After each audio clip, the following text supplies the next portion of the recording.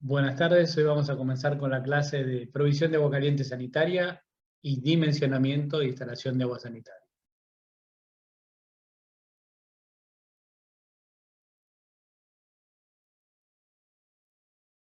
Bien, vamos a clasificar, empezando con la instalación de agua caliente. En su clasificación, sistemas de agua caliente los podemos clasificar en sistemas individuales, que pueden estar funcionando a través de calefons o termotanques, o calderetas también, que vamos a estar viendo estos ejemplos.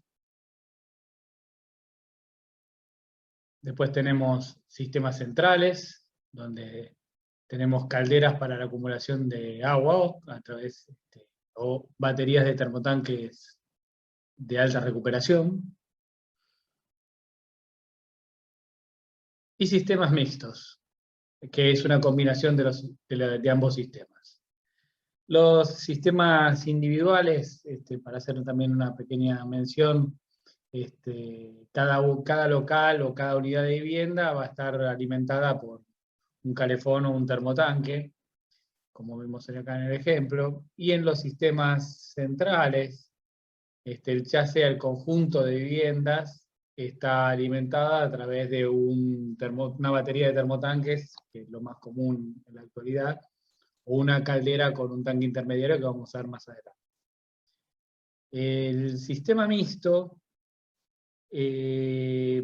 puede ser también que lo utilicemos en industrias, en donde podemos tener también una obra muy extendida. Vean el ejemplo de si tenemos una garita aislada dentro de un sistema de una industria, tenemos un agua caliente central para abastecer toda la industria, y si la garita está muy aislada, le vamos a colocar un termotanque individual. Eso puede ser un sistema, considerar un abastecimiento o sistema mixto.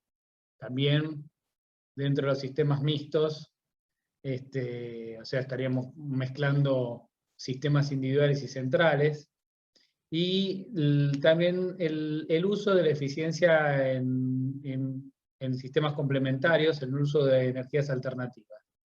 Hoy por hoy, creo que si se fijan en la facultad, hay parte no sé si donde está el laboratorio, la captación del agua caliente a través de paneles solares.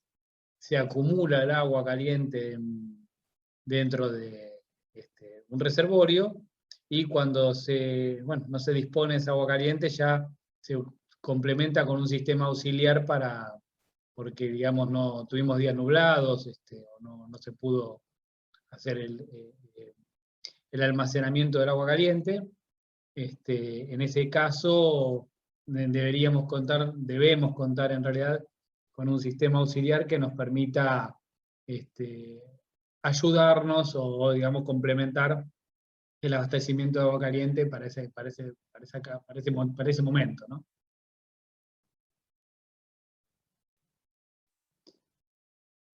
Bien. Aquí tenemos un calentador de agua instantáneo. El ingreso de agua fría, la salida de agua caliente, el agua fría recorre a través de la serpentina, acá se produce la combustión del gas, y por contacto, digamos, se va calentando el agua que atraviesa la serpentina, y va a pasar a través de todo este circuito para salir a consumo para el agua sanitaria. Acá estos son los quemadores, es una buena vista como para que ustedes puedan ver y entender cómo es el funcionamiento de un calentador de agua instantánea.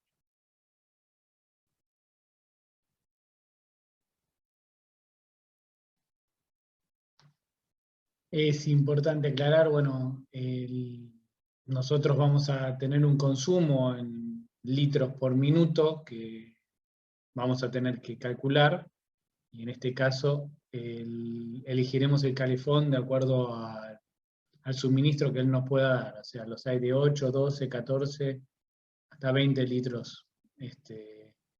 Y eso nosotros vamos a elegir una vez que, de acuerdo a lo que vayamos a abastecer, si con un calefón nos es suficiente o no, o qué sistema vamos a elegir para nuestro sistema de agua caliente, ya sea a través de un calefón u otro tipo de sistemas. Pero bueno, en Plaza los valores más comunes para calefones son los que les acabo de mencionar.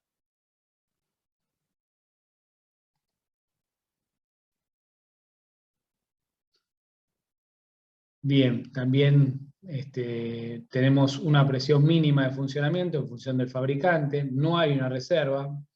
A esto lo que queremos mencionarles al decir que no hay una reserva es que no tengo agua acumulada a una cierta temperatura, sino que el agua se produce, el calentamiento de agua se produce de manera instantánea. Lo mismo que en las calderas, en las calderetas, que ya vamos a ver más adelante. Producción limitada, máximo de 18 litros por minuto. No pueden alimentar varios locales de manera simultánea. O sea, esas son las limitaciones que tenemos con un calefón.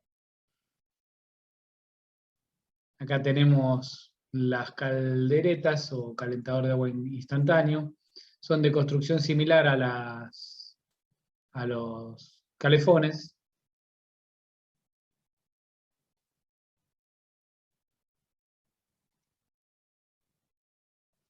Son de construcción similar a los calefones. Ahí tenemos un corte y una vista de las calderetas. Y también muchas veces los utilizamos cuando se venden también para abastecer a su vez un piso radiante y nos pueden proporcionar la facilidad del uso para los dos sistemas, para el sistema de calefacción y para el sistema de provisión de agua caliente. Nosotros solamente nos interesa para este curso el abastecimiento de agua caliente para consumo.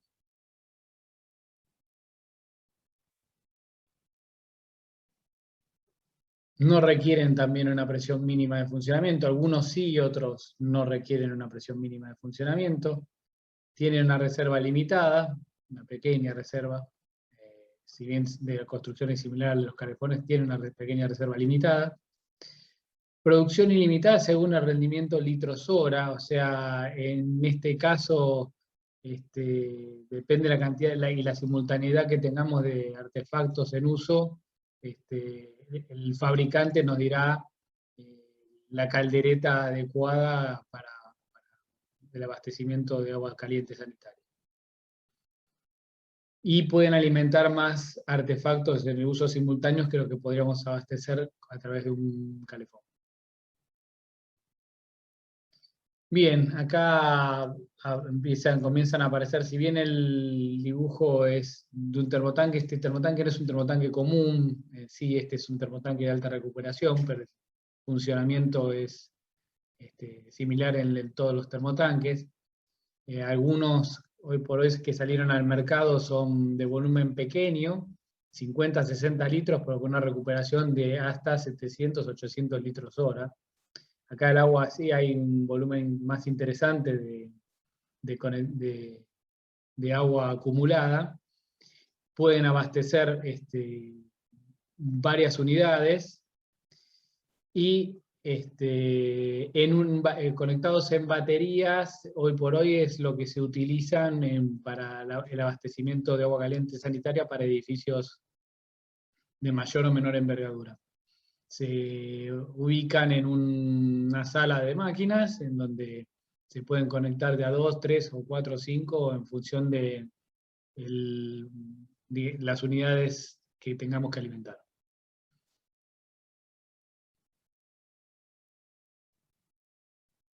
Este es un esquema de un sistema central,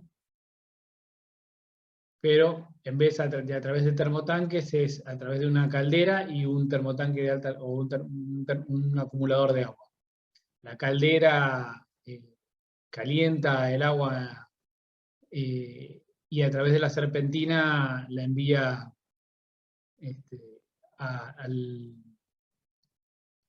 intermediario.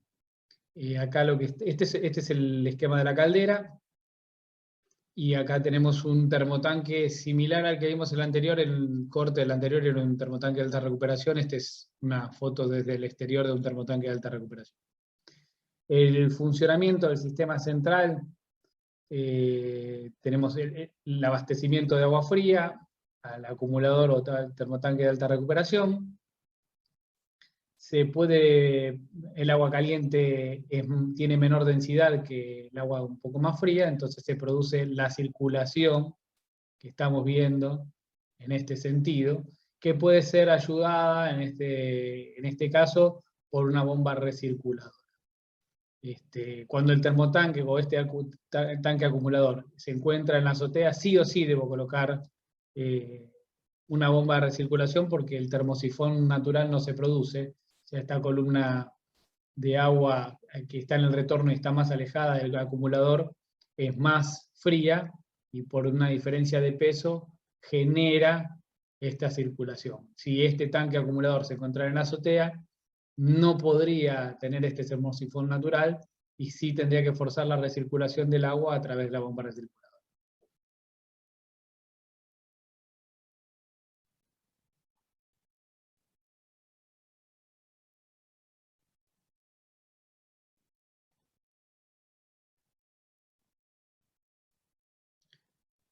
Bien, este es el sistema central que les hablaba, en donde la caldera calienta el agua, pasa por los serpentines, el serpentín calienta el agua del intermediario, y del intermediario el agua sale a consumo para el abastecimiento de las distintas unidades.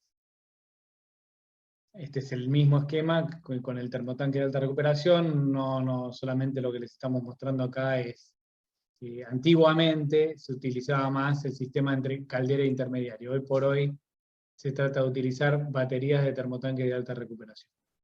Ocupan menos espacio, esto lo van a encontrar en edificios más antiguos. Y el cálculo del volumen del intermediario va a estar en función de la cantidad de unidades que tengamos que abastecer.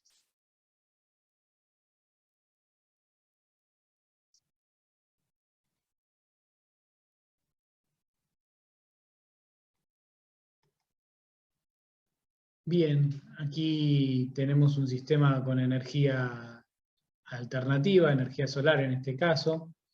El agua se va a acumular en este tanque y en caso de que no sea suficiente el abastecimiento de agua caliente porque no tuvimos días de sol y no se pudo acumular agua caliente en nuestro tanque, debemos contar también con un sistema alternativo que nos permita abastecer de agua caliente y no quedarnos sin agua caliente en caso de haber tenido varios días nublados, ¿no? Este es un esquema básico de funcionamiento de un sistema con energía alternativa.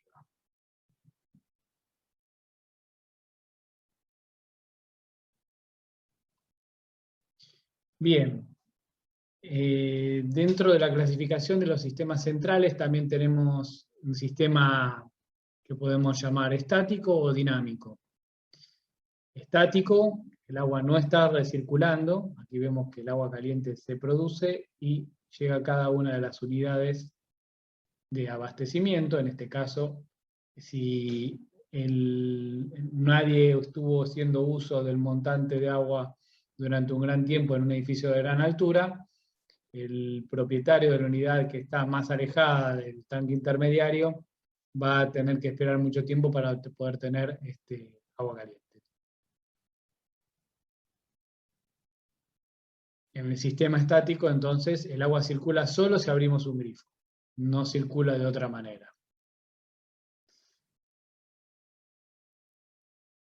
Aquí tenemos el montante de agua y un esquema de distribución de agua con un montante de agua sin un retorno, ¿no? En este caso, el agua circula solo si abrimos el grifo.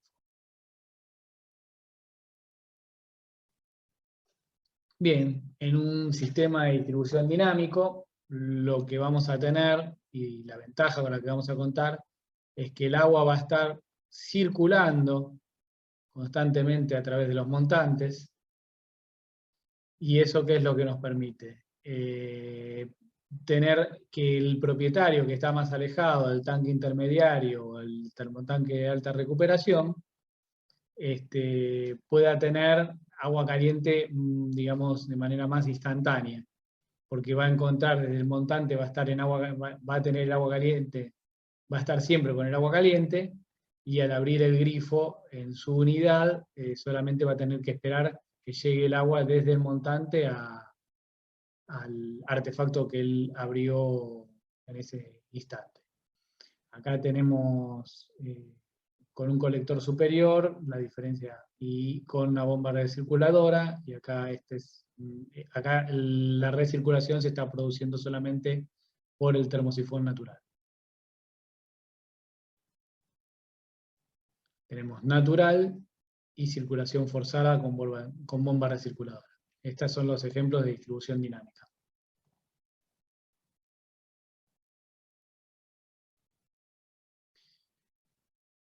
Bueno, hay distintas maneras de distribuir, ya sea por circulación natural, puede ser montante libre.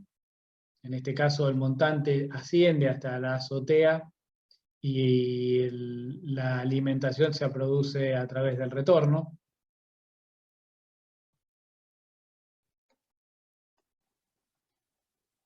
Circulación natural, montante libre, retorno distribuidor. Esta es una de las configuraciones. En cada una de las configuraciones que elijamos va a depender muchas veces de la configuración del edificio. Digamos, dependiendo del edificio y de cómo, y con qué nos encontremos y de dónde podamos ubicar, ya sea la caldera, y podamos ubicar también el montante o el retorno, vamos a elegir el sistema de alimentación. Tenemos montante libre y retorno distribuidor, retorno libre, alimentación por montante y retorno libre. En este caso, la ventaja que tenemos es que también desde lo económico nosotros vamos alimentando y vamos achicando la sección a medida que vamos alimentando desde el montante, y retornamos con una cañería más chica de vuelta al intermediario o termotanque de alta recuperación. En el otro caso nosotros tenemos que ir cuando era el montante era libre, tenemos que ir con una cañería hasta la azotea que considere el caudal de todas las unidades. Entonces se me genera un colector muy importante y muy grande, y un costo más importante también de instalación. Pero ya les digo, depende de la configuración del edificio y va a haber que hacer un análisis y a ver qué sistema se elige para la distribución de agua caliente. Aquí tenemos un esquema de cómo llegamos al baño. Acá tenemos el montante y el retorno libre volviendo en un mismo pleno. En este caso podrían ser plenos distintos, todo va a depender, ya les digo, de la configuración del edificio que les toque resolver. También hay alimentación por montante y por retorno, también es otra variante que podemos considerar en nuestro proyecto. Va a depender mucho de la configuración del edificio, ya les digo, pero bueno, ténganlo en cuenta, la norma lo menciona. Actualmente lo más común que tenemos no es siquiera tener los termotanques o intermediarios en un subsuelo o en una planta baja. Generalmente se los ubica lo más cerca del tanque de agua, para que esta cañería no tenga que considera que en el cálculo tiene el diámetro de toda la sección de agua caliente que vamos a utilizar, no tenga un recorrido tan largo. Y aparte la ventilación de estos alimentos no tenga que hacer, como tienen que salir a los cuatro vientos, no tenga que recorrer todo el edificio para salir a los cuatro vientos. Por lo cual, lo más común es, hoy por hoy, colocar, si está la reserva en azotea, colocar los termotanques en azotea, y desde el montante mismo hacer la distribución hacia los pisos inferiores.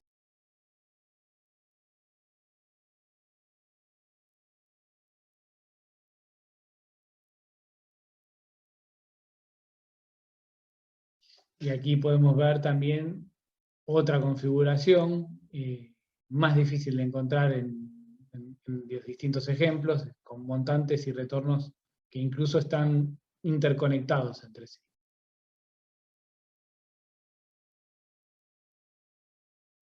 Bien. Les hemos hablado de la bomba de recirculación. Bueno, acá tienen un ejemplo de una bomba recirculadora. Esta es una marca muy común para equipos de elevación o presurización. Esta es la típica bomba de recirculación. Va a estar en función del caudal que nosotros nos dé de cálculo, y una pequeña consideración que yo hago generalmente para dimensionar estos equipitos es que me hagan pasar el agua del montante una vez cada 15 minutos por el acumulador de agua. Para eso tengo que calcular todo el volumen de agua que tengo en los montantes y en el retorno, y dividirlo por el tiempo, que en este caso ya les mencioné 15 minutos, y de esa manera considerar cuál es el caudal necesario que necesito para este equipito. La presión no debe ser mucha, solamente la necesaria como para vencer las fuerzas de fricción y generar una recirculación. No tiene que tener una gran presión, no debo vencer solamente las fuerzas de fricción para que recircule el agua.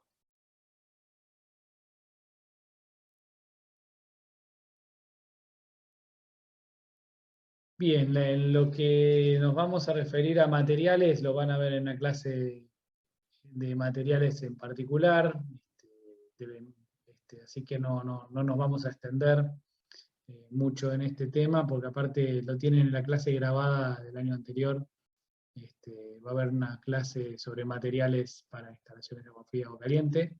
Hoy por hoy, lo más común es prácticamente lo mismo que estamos utilizando para agua fría. Son los colectores de agua en acero inoxidable y todas las cañerías de distribución y montantes en termofusión. Cada uno de los fabricantes tiene una línea, que la línea para agua fría no es la misma para agua caliente. Algunos sí, algunos tienen sus marcas, y para no generarse problemas en obra, tienen una línea que sirve para agua fría y agua caliente. Generalmente la que sirve para agua caliente sirve para agua fría. El problema es que se achica un poco la sección, pero es un problema si utilizamos cañerías termofusionables aptas para agua fría en una instalación de agua caliente, porque ahí podemos tener problemas y el fabricante no nos va a garantizar la instalación. Esto lo mostramos, pero no lo vamos a desarrollar mucho, ya que se vio en las clases grabadas, están en el sitio web. Lo que les pido es que las vean y presten atención. Esta es una unión por termofusión. Estas son la manera de unir una cañería de polietileno. Y las cañerías de acero inoxidable, actualmente, este sistema se utilizó en la década pasada, digamos, entre el 2000 y 2010, ya este acero inoxidable, a través de, unido por presión y a través de un aro de goma, hoy por hoy no lo encontramos mucho en el mercado. Generalmente, si usamos cañería de acero inoxidable, es cañería de acero soldada por TIG. Pero bueno, cabe mencionarlo, era un buen sistema, pero no por cuestiones económicas, entiendo, fue desplazado al mercado. El latón y el bronce son materiales que van a encontrar prácticamente cuando hagan algún tipo de demolición. Hoy tal vez algún colector en latón puede ser que se haga, pero sus costos ya son prohibitivos. La unión del bronce puede ser roscada, la unión del latón lo vieron también en el sistema de agua fría, o por soldadura fuerte, o por soldadura, que es soldadura con plata, o por soldadura débil a través de soldadura con estaño. Y la cobertura, o sea, digamos, depende de si estamos pasando agua caliente o agua fría para evitar el congelamiento. Muchos de o para aislarlas, para no tener pérdidas de temperatura, tenemos distintos elementos en el mercado que podemos utilizar para proteger la cañería, ya sea de los rayos UV o de aislarlas térmicamente. Es importante también, en función de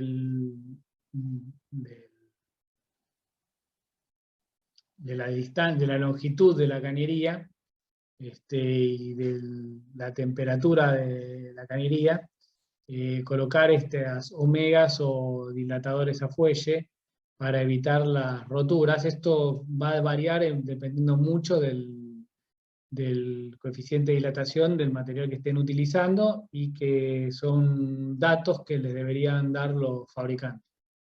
Varios de los fabricantes o proveedores de los materiales les recomiendan hacer estas omega o colocar algún fuelle en función de las distancias que tengan y del largo que tengan de la cañería, para evitar que las mismas se rompan por dilatación.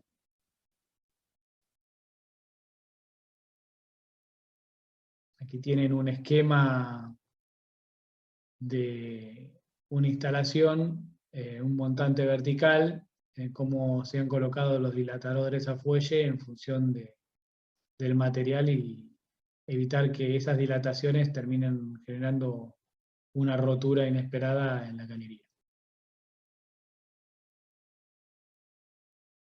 Bien, acá este es un detalle de cuando vamos con un montante y estamos juntando todos los retornos para hacer un colectorcito. Estos colectores se pueden generar en acero inoxidable, como les mencionaba, dentro de los materiales más.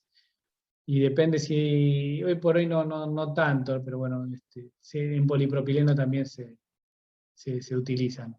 Es más fácil encontrar un colector en acero inoxidable si los tenemos al aire libre. Si esta cañería va a quedar expuesta a los rayos ultravioleta o a la vista, como más prolijo es armar un colector en acero inoxidable. Va a quedar mejor la instalación. Aquí tienen un esquema de un colector inferior, en donde juntamos los retornos y los hacemos pasar por la bomba de recirculación. El bypass obviamente es porque si esta bomba deberíamos llevarla a reparación porque dejó de funcionar, generalmente se cierran estas dos llaves, y a través de las uniones dobles se retira la bomba y se lleva a reparación, y queda en funcionamiento solamente a través de este bypass, ¿no? Y podemos tener, en vez de la recirculación forzada, una circulación natural.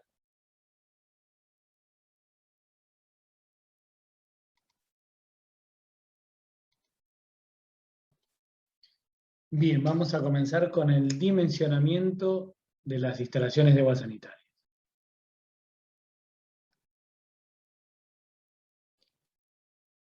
Para el dimensionamiento vamos a contar con las normas y gráficos de las instalaciones sanitarias. Son las normas vigentes, son las ex obras sanitarias.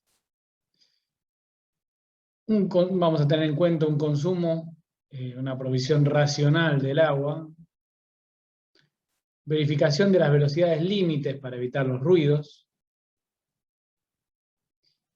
y verificación de la presión y caudales en griferías. No todas las griferías, o sea, hay ciertas griferías que necesitamos un cierto caudal o una presión mínima para que la misma pueda funcionar de manera adecuada.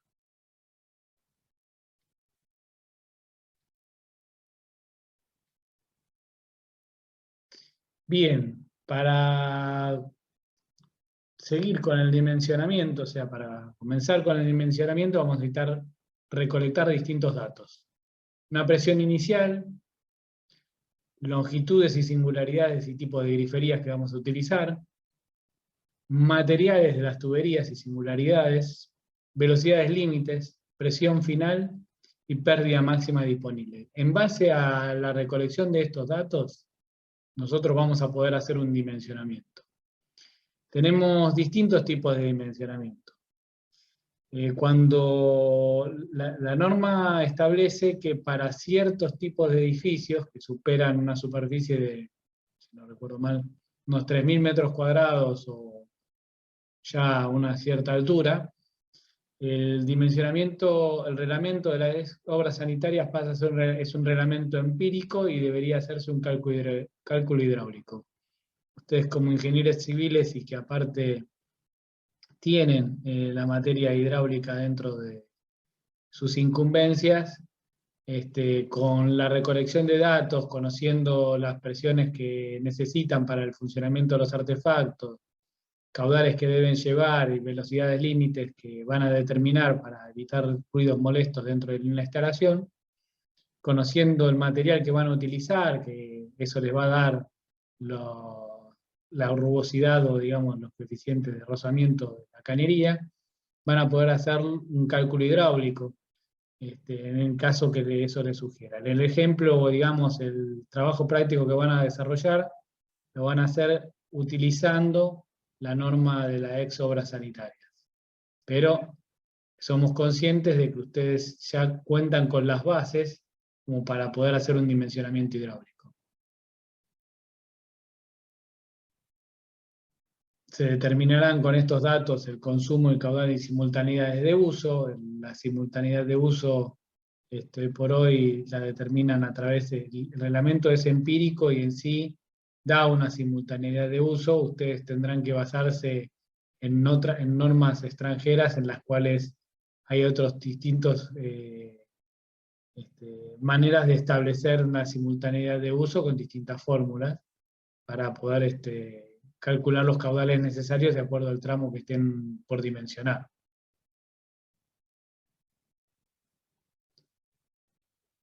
Bien, consumo de agua diario de un edificio. Va a depender del destino del edificio, no es lo mismo un edificio público que un edificio de vivienda, que un hospital. Le vamos a estar dando datos orientativos de cómo deben considerar el caudal o el volumen a almacenar dependiendo del destino del edificio. Número de personas que lo habitan también es un dato importante para definir los consumos y el volumen de las reservas. Tipo y cantidad de artefactos sanitarios. Uno puede tener una ducha común o puede colocar una grifería hay griferías alemanas que le piden por lo menos 1 kilo de presión necesaria para el funcionamiento, debido a que el plato que tiene la ducha es de un diámetro tan importante que si no llegamos con una buena presión y un gran caudal, no va a poder tener un funcionamiento acorde a lo que quieren o a lo que debería otorgar esa grifería. Hábitos higiénicos de los habitantes. O sea, esto va a depender también del uso o de dónde esté ubicado o instalado su proyecto. Gasto de los artefactos sanitarios. No es lo mismo un inodoro, como vimos en su momento, un inodoro con una válvula de inodoro, a un inodoro que lleva un depósito. El depósito se termina llenando en un periodo largo de tiempo. Un periodo largo puede hablar 30 segundos, 1 minuto, dependiendo con qué caudal esté llegando. En cambio, si estoy usando una válvula de inodoro, la descarga instantánea debería evacuar un caudal tal que me permita vaciar la taza del inodoro y hacer el arrastre de los sólidos que quedan en la taza. Simultaneidades de uso de los artefactos sanitarios. Esto, con la norma, nuestro reglamento empírico sí ya da una simultaneidad considerada en sí en las tablas con las que hacemos el dimensionamiento de las cañerías, pero si ustedes tienen que hacer un cálculo hidráulico, deberían ver normas europeas o normas americanas que cada una establece distintos mecanismos para establecer la simultaneidad de uso de los artefactos y de esa manera poder dimensionar de manera hidráulica la cañería. El conjunto de estos datos es muy importante para la definición del proyecto en sí. Estimar por defecto crea inconvenientes en la provisión de agua. Nos podemos quedar sin agua si, por ejemplo, establecemos una reserva de 5.000 litros y a las 3 horas nos quedamos sin agua.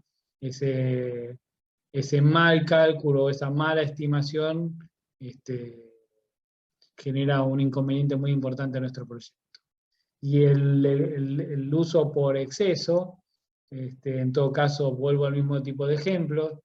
Si yo necesito una reserva de 2.000 litros y establezco una reserva de 20.000, exagerándola, tengo dos inconvenientes. Uno, un mal uso del recurso. Y un segundo es que el agua tiene un cloro residual que debería, a las 72 horas, desaparece y puede generarse tener un tanque de reserva con agua estancada por un mayor tiempo del necesario, que no se haya sido consumida y perder su potabilidad y poder generarme algún problema de eso.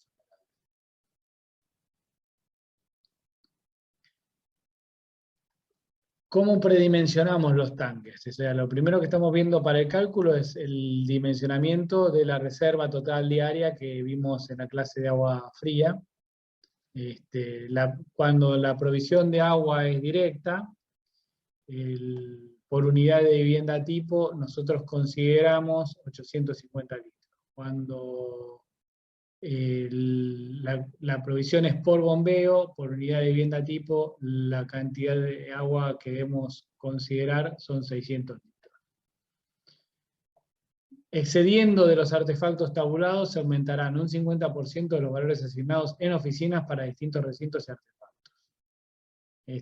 Ya esto, tómenlo, después igualmente cuando se vayan haciendo las correcciones o hagamos las correcciones de los trabajos prácticos, si les queda alguna duda, iremos viendo sus casos particulares, y que presten atención para cuando empiecen a hacer el TP, tomando estos datos, ¿no? Generalmente creo que para todos los trabajos prácticos que ustedes están desarrollando, lo que cuentan son con una unidad de vivienda tipo como mínimo, tratándose también, si el departamento que ustedes están abasteciendo tiene menos de una unidad de vivienda tipo, que es un baño principal, un baño de servicio y una cocina, si cuentan solamente con un baño principal y una cocina, igualmente el volumen necesario que ustedes tienen que tomar para la reserva, depende del tipo de alimentación que tengan, será estos datos. No pueden tomar un valor menor.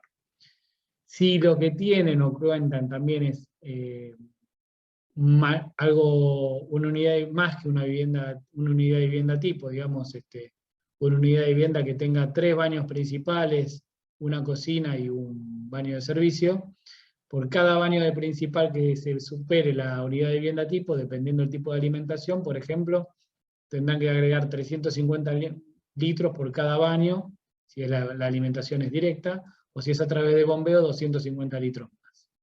Por cada mingitorio, 250 litros si es directa y 150 litros si es a través de bombeo, y por cada lavado, pileta de cocina o pileta a lavar, 150 litros si es directa, o 100 litros si es a través de bombeo. Estos son consumos generales para que tengan en cuenta para distintos destinos diferentes a los que les mencionamos. Para oficinas se toma en consideración 80 litros por día.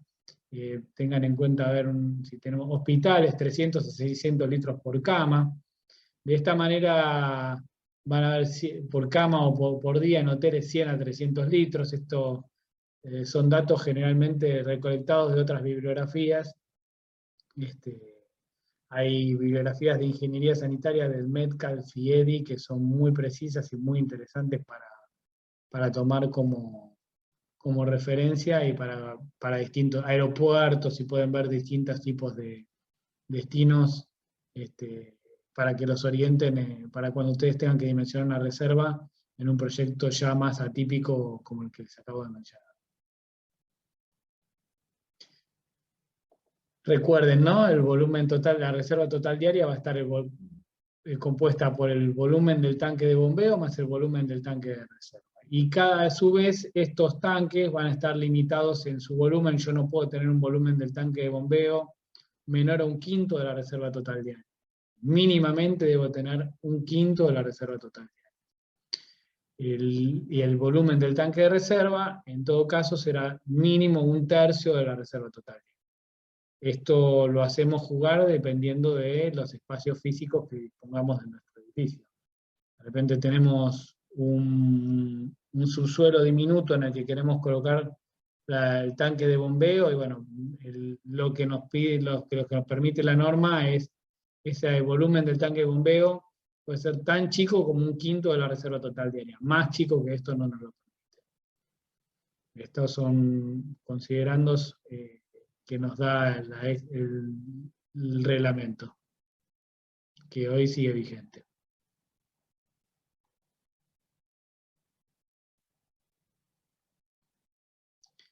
Bien, acá, si bien les mencionamos el dimensionamiento hidráulico, no es el que vamos a desarrollar en el trabajo práctico, pero bueno, ustedes recién cursaron hidráulica y estas son ecuaciones con las que están bien familiarizados. La ecuación de Bernoulli, la ecuación de continuidad, verán los caudales y la simultaneidad de uso, y en velocidad, tomando una velocidad límite, que generalmente tratamos de no superar los 2 metros y medio por segundo, conociendo la rugosidad de la cañería, conociendo el caudal que va a hacer circular por la cañería, aplicando estas ecuaciones nosotros vamos a poder determinar el diámetro de la cañería que estamos proyectando. O sea, eso, acá tenemos el nivel hidrostático, o la línea hidrostática sería la piezométrica ideal. Sabemos que en cuanto empieza a circular el agua vamos a tener una pérdida de carga. No quiero extenderme más en este tema porque, digamos que en donde lo van a aplicar en sí, dentro del trabajo práctico, es para el cálculo de la cañería de impulsión, en donde van a mensurar van a ver la longitud que tiene la cañería que va, bueno, no me quiero adelantar tampoco, ¿no? Pero ahí sí van a aplicar parte del dimensionamiento hidráulico. En todo lo demás vamos a basarnos para el TP en el dimensionamiento empírico que está establecido a través del viejo reglamento de la ex obras sanitarias. Condiciones de aplicación. Bien, si tenemos distribución directa, el dimensionamiento es considerando, recuerden que nosotros tenemos que estar por debajo del nivel piezométrico mínimo. El caudal que vamos a considerar es el de 1,5 para viviendas, 1,5 canillas de funcionamiento simultáneo.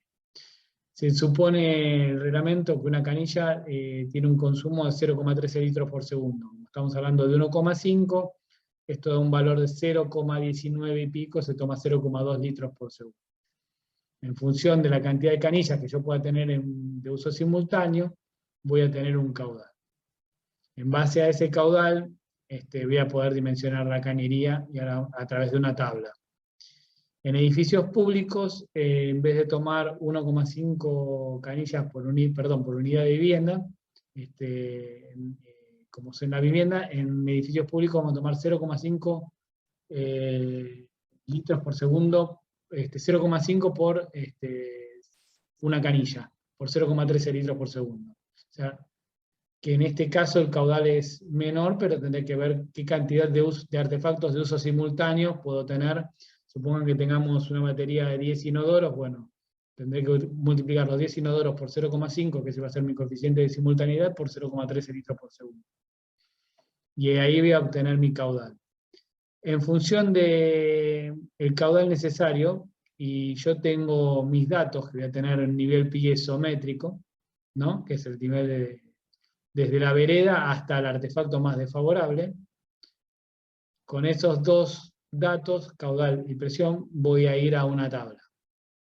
O sea que si mi presión disponible en el artefacto más desfavorable, supongamos una ducha, es de 11 metros, y el caudal que yo necesito, supongamos, es 1 litro por segundo, yo con una cañería de 19 no me alcanza para abastecer ese tramo de cañería. Por lo cual paso al diámetro superior en el que voy a tener 1,69 litros por segundo. y paso al diámetro superior, que en este caso son 25 milímetros, o 1 pulgada. Diámetro de media, 3/4, o 1 pulgada puesto en pulgada, 1 pulgada y cuarto, 1,5, 2 pulgadas, etc. Esta es la manera del dimensionamiento del reglamento para la provisión directa.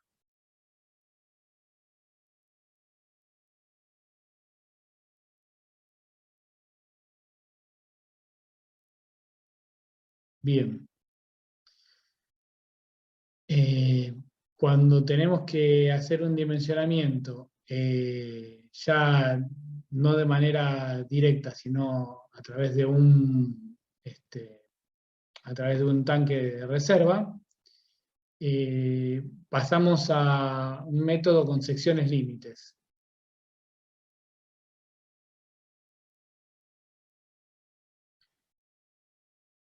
Este método, digamos, traduce los caudales necesarios en secciones en centímetros cuadrados.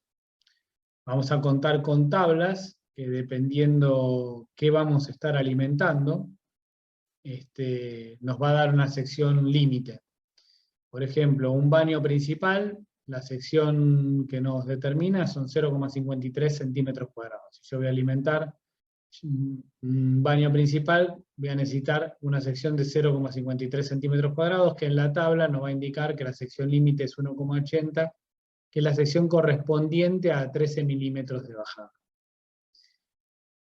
Para 10 pisos, en todo caso, si cuando yo estoy arrancando desde el colector y sé que desde este punto tengo que alimentar 10 baños principales, yo sé que mi tramo principal, el tramo que estoy arrancando desde el tanque de reserva, va a alimentar 10 baños principales que tengo en esta columna, voy a tener 10 por 0,53, son 5,3 centímetros cuadrados. Cuando voy a la tabla, el diámetro correspondiente para esa sección límite es de 25 milímetros.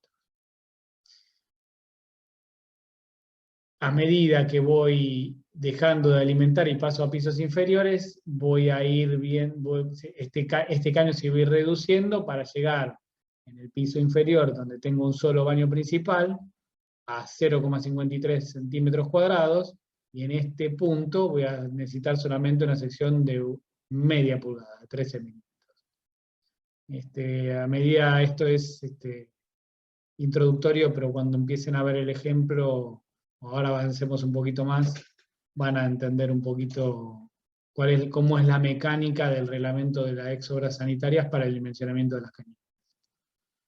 El colector del tanque de reserva, este colector, se calcula con la sección de la bajada de mayor sección, o sea, si yo veo las secciones con las que llego a este punto, dentro de mi cálculo, tomo la mayor más la semisuma de las restantes. O sea, no es la suma directa de las 3 secciones que están llegando al colector, sino es la sección mayor más la semisuma de las restantes, para que este colector no me dé un diámetro exagerado y que ese diámetro sea el que tenga en cuenta un funcionamiento de un 100% de toda la instalación. Para tomar como una especie de simultaneidad de uso, lo que hace es reducir, tomar la sección de la mayor y la semisuma de las restantes. En el caso de que tenga solamente 2 bajadas, en ese caso sí tendré que sumar las 2 secciones y no tengo otra escapatoria.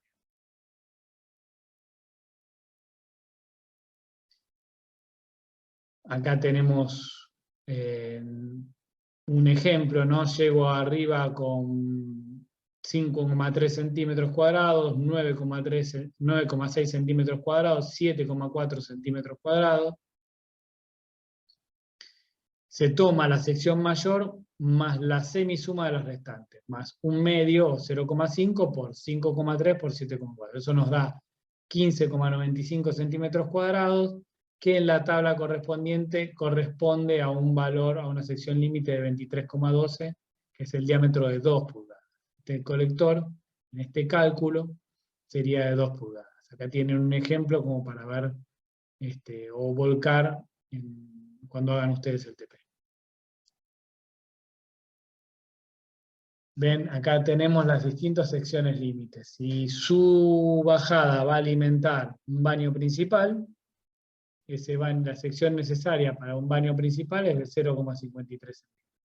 ¿Qué era el baño principal? Es un baño principal que está compuesto por un inodoro, un lavatorio, una bañera y un bidet. O bien puede ser una cocina completa con una pileta de cocina, pileta de bar o pileta de lavacopas. Fíjense la antigüedad del reglamento que nos habla de pileta de cocina, pileta de lavar y pileta de lavacopas, ¿no? Ahí lo que tenemos es podemos tener una cocina, una pileta de cocina, un lavaplatos y una pileta de lavar la ropa. Bueno, en este caso, cuando tengan una cocina, se toma también 0,53. ¿Qué es lo que pasa con agua caliente? Como el agua caliente tiene una menor densidad, el reglamento nos permite tener una sección menor para el agua caliente que la que nos pide para la sección de agua fría. O sea que todo está corrido en lo mismo, pero en una sección menor. O sea, para un baño principal para agua fría nos pide 0,53. Para un baño principal para agua caliente nos pide una sección necesaria de 0,44.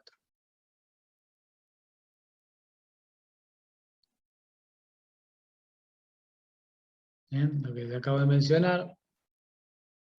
Para agua caliente nos pide 0,44, para agua fría nos pide 0,53. Esta pequeña tabla, en realidad, ustedes la pueden tener construida mucho más fácil en un Excel, pero imagínense que hace 70, 80 años, a uno le servía, lo único que hace la tablita es ir sumando y de acuerdo a cómo me estoy pasando de las secciones límites, ¿no? 0,53, si tengo un baño, dos baños del mismo tipo es 1,06, 1,59 para el tercer baño, y ya cuando voy a alimentar el cuarto baño, ya llego a 2,12, ya me tengo que pasar de 13 milímetros a 1,25, a 3/4, a 19 milímetros. Acá están las secciones límites de las bajadas. Fíjense, en este gráfico, vamos viendo el ejemplo de la cañería de 0,53, cuando me paso de 1,8, que es la sección límite para la bajada, para esta bajada de 13 milímetros, ya pasa a 2,12. Si estoy alimentando un quinto baño, paso a 2,65, el sexto baño 3,18, y ya cuando paso de 3,18 paso a 3, ya la sección paso a 3,71, ya la de 19 milímetros no me alcanza, ¿está? Porque tengo 3,71 y paso a alimentar 25 milímetros. ¿Ven? Esto era un gráfico que simplemente ayudaba en obra a un maestro mayor de obra que sin ninguna, o a cualquier profesional o no profesional, o algún plomero que tenga que hacer una obrita, cuente con esta tabla y sepa inmediatamente dónde tiene que efectuar los cambios de diámetro. Este tipo de tablas hoy por hoy, con las herramientas de informática que contamos, son cuasi obsoletas, pero véanlo, en el reglamento figuran, y solamente tienen esta intención. Acá ahí tenemos secciones límites para las bajadas y secciones límites para los colectores que son menores. O sea, cuando tenemos una sección, como vimos recién en el cálculo del colector, tenemos que mirar para el colector esta columna y para las bajadas esta columna. ¿Cómo construyen ustedes el Excel, digamos, para el cálculo de las bajadas? Bien, acá van a tener las secciones parciales. Supongamos que en la planta baja tenían un baño principal y en el primer piso un departamento, una bajada que alimenta un departamento, 0,62. Si vuelvo para atrás, coincide con un baño principal y cocina, ¿está? O bien un baño principal y un baño de servicio. Entonces, ¿a qué voy? En la planta baja puedo contar con un baño principal. En el primer piso, con un baño principal y una cocina. Entonces, se van acumulando las secciones, y yo acá al costado voy poniendo el diámetro que le corresponde. Recuerden que para 13 milímetros, de acuerdo al gráfico la sección máxima o la bajada, la sección límite que tengo es 1,8. Así que con 0,53 y con 1,15 los puedo alimentar esos dos grupos sanitarios en mi bajada con una bajada de 13. Acá no vamos a poner los 10 pisos, pero supongamos los pisos suficientes. Esto va a ir hasta el piso n que tengamos, supongamos que tenemos una cantidad n de pisos en el que la sección acumulada nos da 363. Para 363, la sección límite es de 1 pulgada, nos pasamos de 359, así que tenemos que pasar a esta sección, a esta bajada, a 6,02. ¿Está? El ruptor de vacío o escape, recuerden que era dependiendo de la altura del edificio, el rango del diámetro del ruptor de vacío. De acá van construyendo para la bajada 1 su tablita con los diámetros, en la bajada 2 depende que esté alimentando su tablita con los diámetros, y dependiendo de la cantidad de pisos. Esta es una manera de ir dimensionando las bajadas, y para agua fría, agua caliente, y esta tabla la construirán de acuerdo a la configuración que ustedes tengan en su proyecto. Entonces ya vimos cómo se dimensiona el volumen del tanque de reserva, vimos cómo se dimensiona el colector, vimos cómo se dimensionan las bajadas, queda que veamos cómo se dimensiona la cañería de impulsión que va desde el tanque, desde el equipo de bombeo al tanque de reserva. Y acá es donde nosotros utilizamos o realizamos perdón, ahí pausé, acá es donde empezamos a tener nuestro primer cálculo hidráulico. En función de la altura geométrica del edificio, la longitud horizontal de la cañería, o sea, nuestro equipo de bombeo va a tener que vencer la altura geométrica del edificio, supongamos que tengo un edificio de 10 pisos por 3 son 30 metros, las longitudes de las cañerías, que me van a determinar en función de la longitud y la cantidad de accesorios que tenga, las pérdidas de carga. Bien, y en función de... voy a establecer una velocidad, o sea, generalmente lo que establecemos es una velocidad para la impulsión que no supere los 2,5 metros, los 2 metros por segundo, cuestión de evitar ruidos molestos, y con todo este conjunto de datos, puedo hacer el dimensionamiento del equipo de bombeo y del diámetro de la cañería de impulsión. Generalmente la salida de estas bombas está 1 o 2 rangos por debajo del diámetro de nuestra cañería de impulsión. Que bueno, no determina nada. A nosotros lo que nos interesa es el caudal y la presión que le vamos a pedir a nuestro proveedor de bombas para poder elevar el agua en los tiempos necesarios como para poder tener llena la reserva sanitaria. La reserva se debe llenar entre 1 a 4 horas. Con ese dato, y predimensionando la velocidad, ya tengo una reserva que pueden ser 10 metros cúbicos, la quiero llenar en 2 horas, la divido por 7200 segundos, y ahí ya voy a tener un caudal. Si a la vez ese caudal lo divido por la velocidad, eso me va a determinar una sección de la cañería de impulsión. Si esa velocidad la pongo en 2 metros por segundo, yo voy a poder tener los datos necesarios para determinar el diámetro o predimensionar el diámetro de la impulsión. Y después, para ver las pérdidas por fricción que debo vencer con la bomba, debo tener en cuenta la longitud de la cañería, la altura del edificio y las pérdidas por los accesorios. De esa manera yo voy a poder hacer mi selección de la bomba.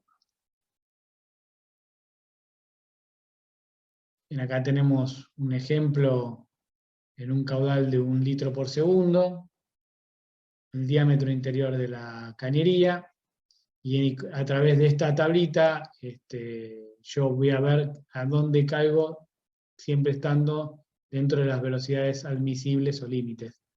Hoy por hoy ustedes lo reemplazan todos estos datos en una fórmula, en un Excel perfectamente, y no van a y no van a tener ningún inconveniente en hacer en reemplazar esta tablita, ¿no? Conociendo las velocidades admisibles, ¿no? Vean que ya se está tomando que velocidades mayores a 2 metros por segundo puedo generar inconvenientes por ruido. Esta todavía se considera admisible y conveniente estar por debajo de 1,5 metros por segundo.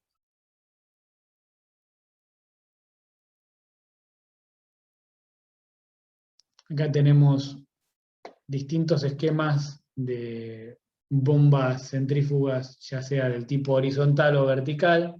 Esta es una bomba tipo monobloc, esta es de carcasa partida, y esta es una bomba de eje vertical.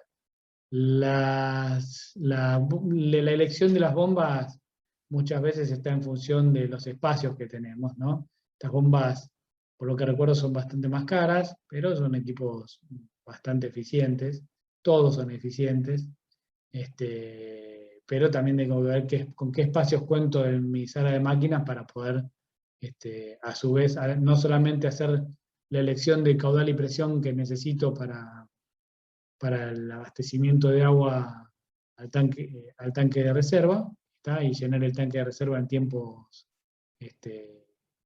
indicados por la norma, no pasarme de las 4 horas. Elegiré mi equipo, pero también tengo que tener en cuenta los espacios que dispongo para poder colocar ese equipo de bombeo. Aquí pueden ver los distintos tipos de curvas que tienen de acuerdo al equipo de bombeo que puedan elegir, ¿no? Generalmente acá van a ver, acá tenemos los caudales en metros cúbicos hora y la altura y la curva de la bomba. Obviamente que a caudal cero, mayor caudal, mayor altura puedo tener, mayor es el caudal, la bomba va a rendirme menos, ¿no? El fabricante generalmente les indica la bomba de acuerdo al punto ideal de trabajo en donde se optimiza el costo energético y la eficiencia de la bomba. Generalmente son puntos más alejados, obviamente alejados del cero, y a mitad entre el caudal máximo que puedan aportar, ¿no? Fíjense que esta bomba, a la 802, para un caudal de 15 metros cúbicos hora, la presión que puedo tirar son 20 metros, y para, obviamente, el caudal cero, perdón, son pies, son 5 metros, y para caudal cero me está tirando 23 metros. Ustedes tendrán que ver con las curvas, o sea, generalmente uno le pide al proveedor, quiero una bomba que me tire 20 metros cúbicos a 50 metros de columna de agua. 20 metros cúbicos hora a 50 metros de columna de agua. En todo caso, si después la bomba que le vendieron es deficiente, le tendrá que pedir las curvas para verificar lo que está diciendo, y en todo caso, si es serio, esas bombas tienen que estar certificadas por alguien como para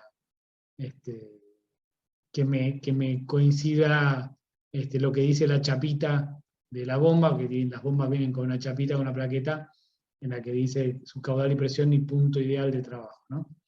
No nos interesa el caudal máximo, perdón, la altura máxima, porque a caudal bajo me puede tirar una presión muy grande. Generalmente se trata muchas veces, y más que nada para los sistemas de incendio, que la curva sea lo más horizontal posible, cuestión de que me trabaje de manera pareja, y si le pido un poquito más de caudal no se caiga tanto la curva. Esto es en base a experiencia y trabajar con fabricantes o proveedores de bombas serios.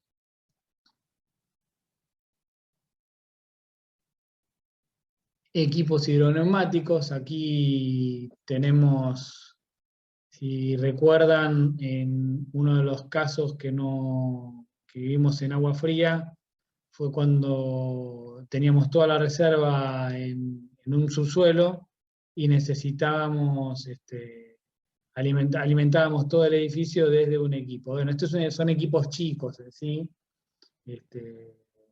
no son los equipos que pueden tener para un edificio, pero sí le pueden abastecer un edificio no muy grande, de 2 o 3 plantas y algunas pocas unidades de vivienda, pero son equipos de presurización, ya con un pequeño hidrosfera o un pequeño tanque pulmón, y sin tener la necesidad de tener un tanque de reserva en una azotea. Estos equipos, algunos de estos, no, esto es una bomba más de recirculación, este es un equipo más, sí es un equipo presurizador. Tienen un variador de velocidad, no sé si todo, me parece que son más de velocidad constante, pero algunos cuentan con variadores de velocidad que a medida que va aumentando el consumo, se produce una caída de presión y desde el tablero y le indica a la bomba aumentar su velocidad de circulación y de esa hasta que el caudal baja a cero y se apaga. Ese sería un equipo de velocidad variable. Este es más un equipo hidroneumático. Estos son los equipos que pueden contar o ver en el mercado para un abastecimiento sin tanque de reserva. Acá finalizamos la clase. Seguiremos en otro momento.